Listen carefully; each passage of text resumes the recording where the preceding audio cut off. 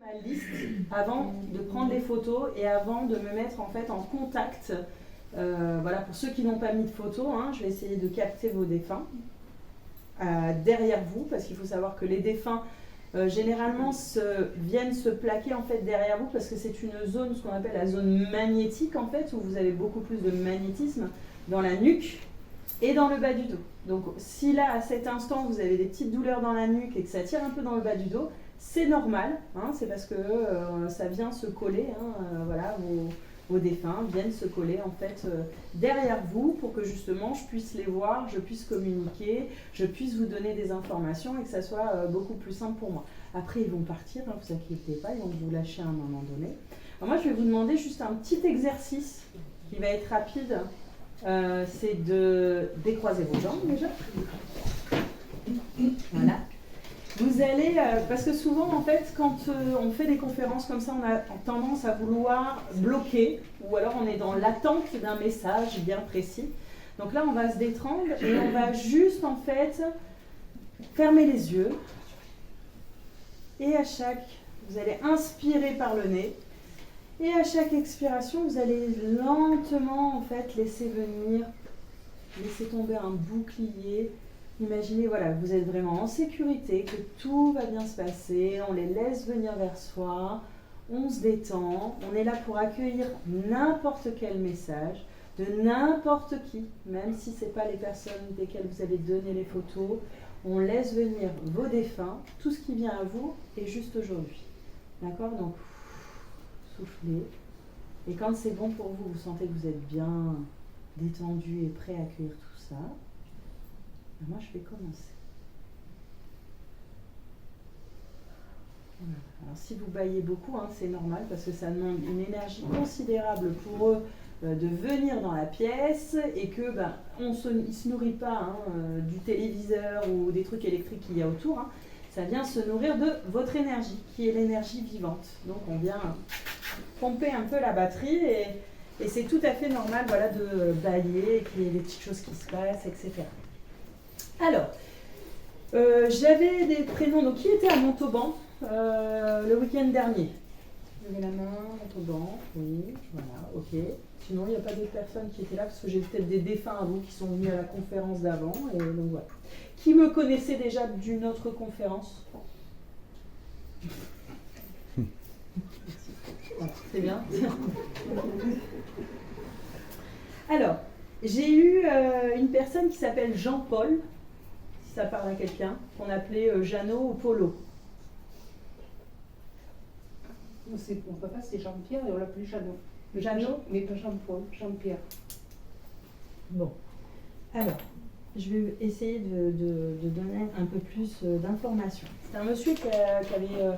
alors au début, il avait beaucoup de cheveux, et à la fin, il en avait beaucoup moins. Oui, de chimie. Ok.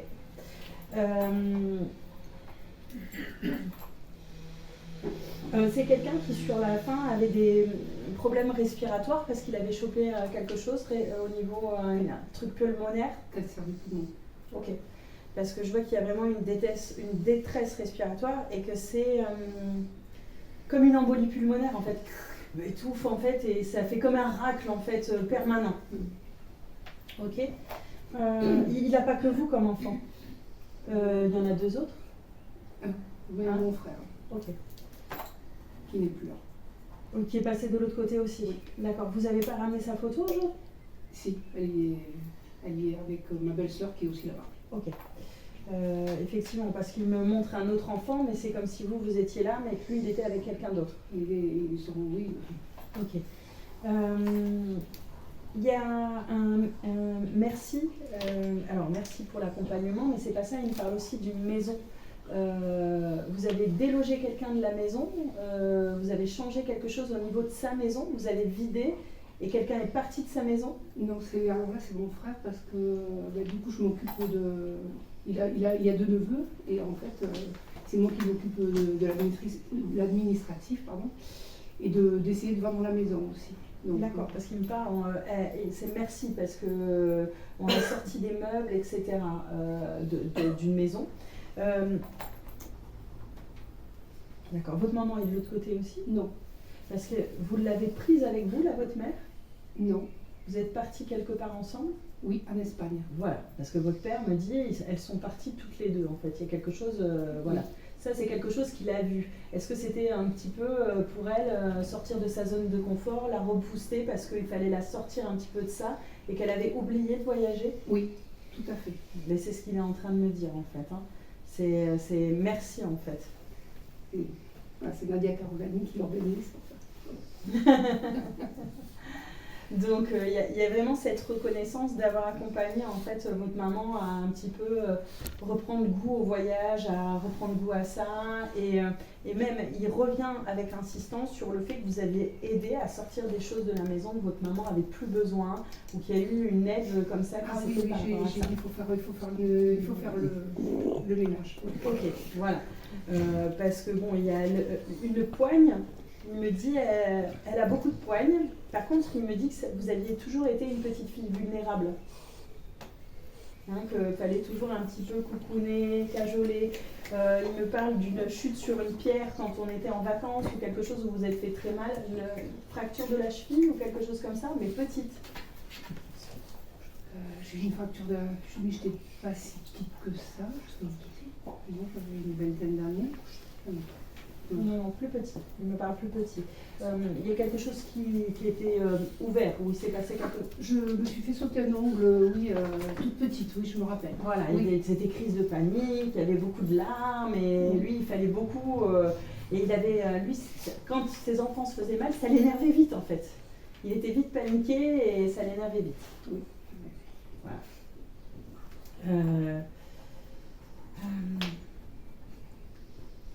Ok. Vous lui avez parlé, alors là il revient sur le moment de son départ, hein, d'une conversation auprès du lit. Vous aviez, alors j'ai beaucoup une main, alors elle me dit elle était sur le côté, j'avais comme une main derrière la tête, elle me passait soit un peu d'eau, soit quelque chose pour essuyer. Comme si en fait un élastique ou quelque chose le gênait mais qu'il y avait toujours la main. Dans l'oreille en fait, vous étiez pas là quand il est parti?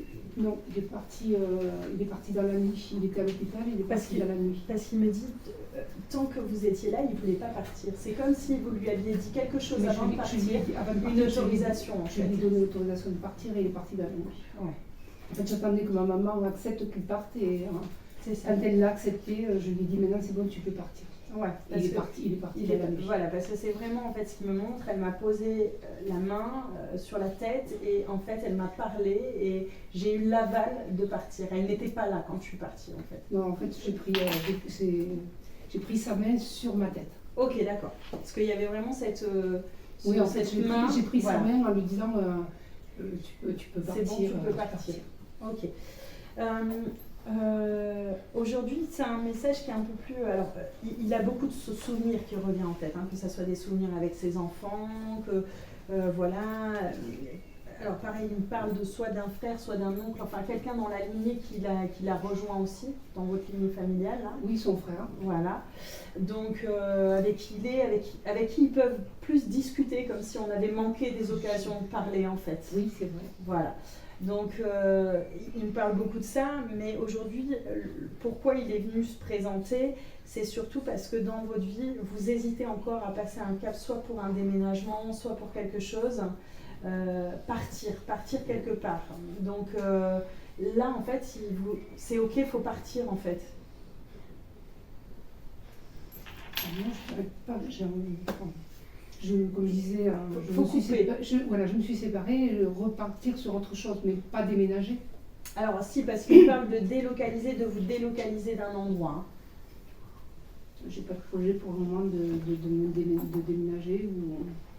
De toute façon, c'est comme si on vous préparait à quelque chose. Il est vraiment venu pour vous dire que là, en fait, il y a des gros changements. Vous êtes resté en train de stagner, vous avez été en arrêt. Oui, je ne travaille plus actuellement. Ouais, voilà, c'est ce qu'il me dit. Il y a un arrêt professionnel. Là, vous stagnez, vous ne savez pas où vous en êtes. Le problème de la séparation va se régler. Vous n'allez pas rester là. D'accord? Vous avez une fille? Non. Fils? Non. Non, j'ai pas d'enfants, mais parce indirectement, les deux neveux. Il y a 2 enfants qui sont. On dirait qu'il est très préoccupé, en fait, il part dans tous les sens. C'est récent, votre frère? Mon frère, non, ça fait 5 ans. Ouais, parce que, enfin, il est plus difficile à capter que votre papa. C'est la photo que vous aviez eue? La photo, il est avec ma belle-sœur. D'accord. Parce que c'est vraiment plus compliqué de le capter à lui qu'à votre papa. On va dire que c'est pas... lui, il s'occupe pas de vous. Il est là, il apporte des messages, mais il est plus en train de gérer sa propre famille, ses amis, ces trucs comme ça. Il n'est pas réellement, en fait, un guide qui vous entoure en permanence. Oui, c'est possible. Voilà. Juste, il me parle de quelque chose qui est très olfactif avec vous. La manifestation qu'il a, c'est une odeur. C'est quelqu'un qui a fumé. Oui. Voilà. Un peu, il n'était pas un gros fumeur. C'était pas un gros fumeur, mais quand il me dit olfactif, c'est comme une odeur de tabac en fait, qui à un moment donné vient vous entourer, un tabac froid quand vous êtes dans la voiture ou à un moment, voilà, il y a cette odeur. En fait, il me dit cette manifestation quand elle me parle ou quand elle pense à moi, parce que c'est trop dur quand elle voit les enfants et qu'elle revient, parce qu'il y a difficulté. Vous lui parlez quand il y a des difficultés en fait. Oui, souvent, oui. Et il dit, mais ma manifestation pour dire, ok, je suis là, mais je peux rien pour toi. C'est pas moi qui gère ça, en gros, c'est pas sa fonction à lui de gérer ce truc-là. Et ben, il donne quand même ce petit signe olfactif de tabac. Je suis là, mais c'est pas moi qui vais gérer ça pour toi. Il y a d'autres personnes qui sont en train de gérer la vie, voilà, votre vie, dont le papa qui est en train de gérer certaines choses pour vous. En tout cas, de vous libérer. Hein, il y a vraiment un impact de libération. Voilà, voilà pour lui. Merci beaucoup à lui. Après, je continue. J'ai eu un bébé qui est décédé. Donc c'est vraiment pour moi une petite fille qui avait à peu près l'âge de 2 ans. Est-ce que ça parle à quelqu'un? Non. Pas d'amis autour de vous qui auraient perdu un bébé ou 2 ans. 2 ans. Pour moi, c'est un bébé qui serait mort de noyade. Ce serait une petite fille. Je sais pas qui, parce que jamais. C'était pas 2 ans, c'était 6 ans. Non, là c'est vraiment très précis. Hein. C'est genre noyé dans une petite, les petites piscines. Voilà, c'est accidentel. Hein. Après, j'ai un monsieur qui s'appelle Bernard. Est-ce que ça parle à quelqu'un? Mon beau-frère, on est beaucoup. Et Nanar, il est mort? Ah bah oui. Il est mort depuis longtemps. Oh, ça fait un petit moment. 18 ans. Ah ouais, on a dépassé les 10 ans, hein, c'est ce que j'ai dit. Ça fait plus de 10 ans.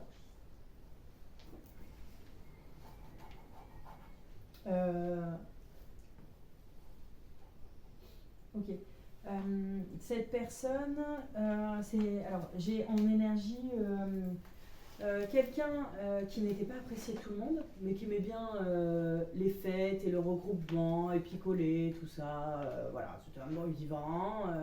Bon, par contre, c'est vrai qu'il était un peu désagréable avec tout le monde, quoi. C'était un homme un peu rentre-dedans, un peu bourru. Voilà. Aujourd'hui, lui, c'est plutôt, on dirait que c'est la surcharge de sa femme, un peu le poids qu'elle porte encore, c'est compliqué, les choses qu'elle ne veut pas lâcher. Bon. Bernard, lui, aujourd'hui, le message qu'il a, c'est que la personne qu'il a laissée, en fait, elle ne vit pas. Il n'y a pas de vie. Mélancolie constante, en fait. Et c'est comme s'il voulait pousser soit à évoluer, à déménager, à bouger. Il faut que cette personne, elle bouge. Alors, c'est pas ta sœur jumelle, c'est l'autre? Oui. C'est ça? C'est vraiment ce qu'il me dit, parce que je ressentais pas une connexion avec ta jumelle, je sentais une connexion avec ton autre sœur. Et cette dame, elle bouge pas, et c'est comme si elle était devenue aigrie et que en fait, on peut plus lui parler, c'est compliqué. Alors malgré qu'il y a communication avec une de tes filles, ce qui me dit qu'il y a peut-être une de tes filles qui communique avec. C'est vrai que c'est la marraine de votre fille, mais... D'accord. Donc mais je sentais pas que c'était ta fille là. Oui. Non, parce que nous on a un Bernard aussi. D'accord. Aussi. Oui, non, mais c'est un truc parce que... Après, il aimait faire la fête, oui, mais... On ne connaît pas. Il est pas entouré, que sa femme, elle vit pas trop maintenant. Oui, c'est vrai. Ouais. Est-ce que, alors je vais le décrire un peu physiquement, on va voir si ça va parler un petit peu à tout le monde. C'est pas quelqu'un qui était particulièrement grand non plus, c'était pas un grand homme, hein. Moi je l'ai à peu près par là. Pendant un moment, j'ai porté la moustache, mais ça a été un temps. J'ai les cheveux qui sont un petit peu en arrière. J'avais quand même des cheveux, mais j'avais tendance à les mettre en arrière. Ah non, parce qu'il était chauve. Ok. Ah. Nous, c'est le papa d'une amie à nous. Ok. Donc on le connaît pas. Enfin, moi, je l'ai vu en photo. Et ça Avant d'être chauve, il avait des cheveux. Hein. Au moment de la moustache, il avait des cheveux. Ouais. Il avait des cheveux quand il avait un mode de... Et vous? Moi, je l'ai vu en photo et ça correspond. Ça correspond à la Est-ce que c'est résonnant? Alors, je pourrais pas vous dire parce que c'est vraiment un plus ou moins du noir et blanc que j'ai. C'est quelqu'un qui aimait bien, en tout cas, porter des chemises ou des polos.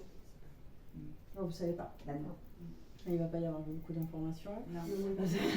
C'est ça qui est embêtant quand c'est éloigné. C'est que Ouais, du coup, est-ce que vous avez plus d'infos que ça? Sinon, je m'attarde pas Sur quoi. son décès, juste et. Oui, il montre son décès parce que c'est pas... Montre son décès. Nana, le décès. Voilà. Et là, tu nous fais un copier-coller, s'il te plaît. Voilà. Non, mais t'as un message pour sa fille. Alors attendez, moi ce que j'ai c'est que Non, il est mort, voilà, parce que c'est spécial. en termes, parce que c'est des perceptions qui m'envoient, hein. Donc quand à un moment donné, c'est moi qui ramasse, hein, quand je lui demande comment il est mort. Donc c'est assez gentil, mais bon. Alors là, à l'heure actuelle, c'est comme si en fait je perdais la capacité d'un de mes côtés. D'accord? Donc au niveau de ma perception, c'est comme s'il y avait eu soit quelque chose, soit un impact qui m'avait retiré une cécité d'un côté. J'ai la jambe qui s'engourdit, le bras qui s'engourdit. Hein? Un AVC, ça ressemble. Alors ça ressemble à un AVC, mais j'ai aussi du mal à, et voilà.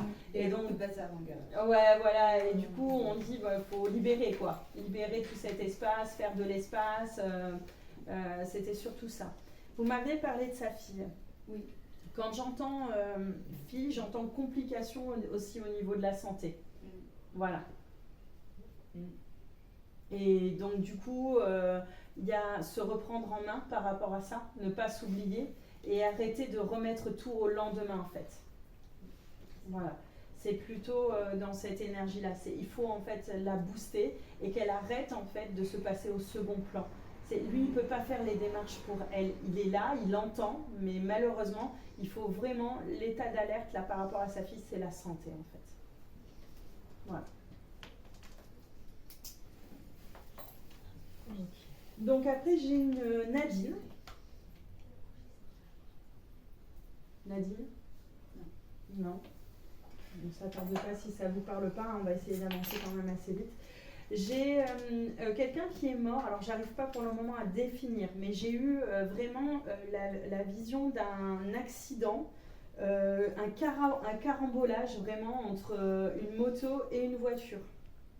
Donc c'est un accident, c'est une mort qui s'est fait vraiment avec un impact moto-voiture. Est-ce que ça parle à quelqu'un? C'est quoi, c'est une femme ou un homme? C'est un homme. C'est un homme, et pour moi, c'est vraiment l'homme qui est plus décédé à moto. Il y a vraiment l'aspect carambolage. Tout le monde s'est après rentré dedans, en fait. Il y a eu ce premier impact avec la moto, et après une suite, en fait, de voitures qui s'est percutée, en fait.